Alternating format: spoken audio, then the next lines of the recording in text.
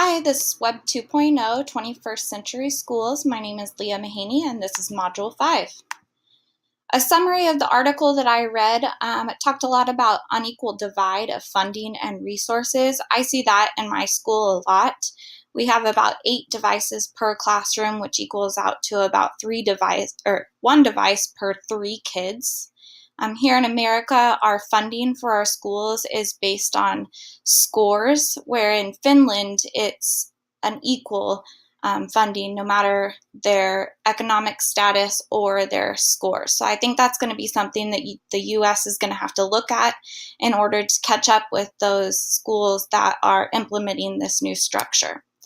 I think another thing that the article talked about was the lack of time to implement it. Here in the US, we are so standards based and grade based that that's something we're also going to have to look at in order to give those kids the time to explore and use the technology to its full degree.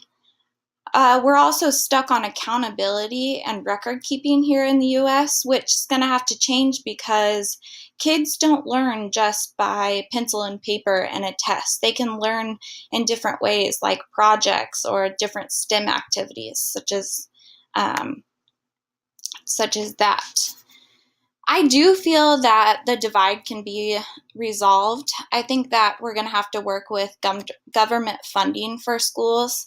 Governments have kind of put schools on the back burner, which isn't really fair because our kids are going to be the future of this nation. We can also look at different grant programs. And I think that we need support from our leaders. They need to help us get in there and give us the okay to use that technology with kids instead of just that pencil and paper and that assessment-driven data. I think we need to set high expectations for our students. We need to allow them to explore and use their knowledge to come up with different ideas and different project-based learnings. I think teachers also have to have training.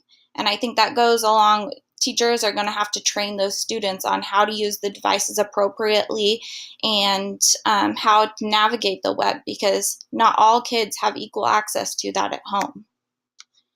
What skills and sets do I feel that the 21st century students must have to acquire prior to graduation? I think students have to have that independent work effort. I see a lot of kiddos coming to school and things are just automatically given to them, and they need to learn how to go out there and get things for themselves or find more information if they need it. They also have to have the ability to create and come up with new solutions based on their own knowledge.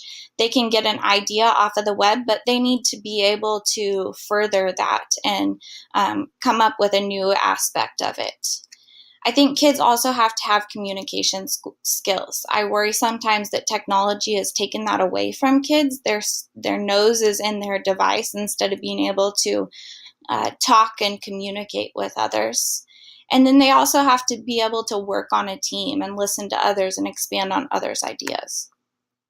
What impact has the global economy had on my personal use of the internet? It's had an impact that I'm able to get free resources, both for teaching and, for life purposes. I'm able to instantly get things such as Amazon Prime. I order it, it's here in 2 days. So I expect that immediate gratification, and I see that a lot in my kiddos too. Those video games instantly pop up stars or celebrations when they beat the next level, and so they're always looking for a prize or instant gratification. It's also helped with communication. I can instantly email somebody and they can email me right back. I can text.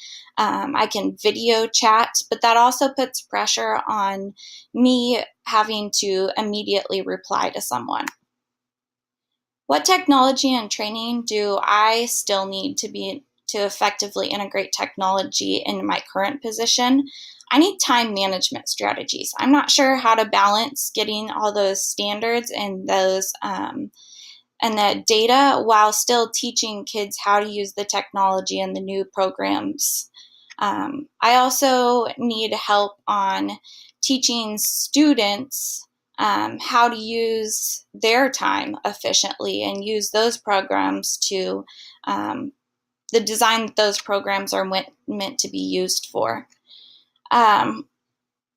As well as student accountability. I'm not exactly sure how to make sure that students are always doing what they're supposed to be doing and they're using the technological device for school-related subject matter instead of other things like social media. And then I'd like to learn new programs, apps, and different resources for my kids to be able to use. My school district isn't quite equipped with 21st century technology. Our 5th through our 12th graders will have one-to-one Chromebooks next year, and then we have one 3rd grade classroom and one 4th grade classroom that will have one-to-one devices. Other than that, we have about 8 computers per room, so that's about one computer per 3 kids.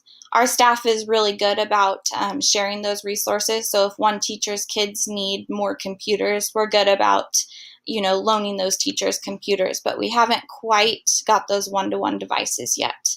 And then our lack of broadband is another thing that stops us from moving on to the next wave of teaching. We don't have enough internet connection to have all of our devices running at once.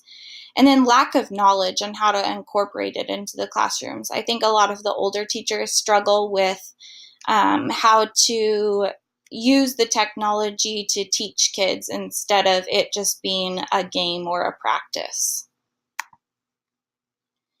The advantages that I see in the Web 2.0 is the flexibility and differentiation in learning. Kids are able to work at their own pace and learn in ways that work best for them. They can also collaborate with others, and it doesn't even just have to be the kids in our school or our area. They can collaborate across the world now. Technology engages students. They're used to using that for video games, and they're used to having devices out all the time. So they're engaged by that technology, and they're able to connect prior knowledge to new knowledge using technology. It also allows them the opportunity to be creative and take control of their own learning. The disadvantages that I see is that lack of equal resources, time, stress put on teachers to accomplish all those standards and the scores in order for them to get funding. Technology is kind of put on a back burner because of that. Student distractions is something that I find difficult to handle. Even though I'm up walking around the room all day long, you can't catch everything. So kids are smart enough and savvy enough to have multiple windows open and be on social media instead of working on their academic things that they need to be working on. And then self-motivation, just like my cartoon shows, kids don't understand that you can't just copy and paste things off the internet, that it has to come from your own brain and the knowledge that you have. You can base it off what you find on the internet, but it can't just be that.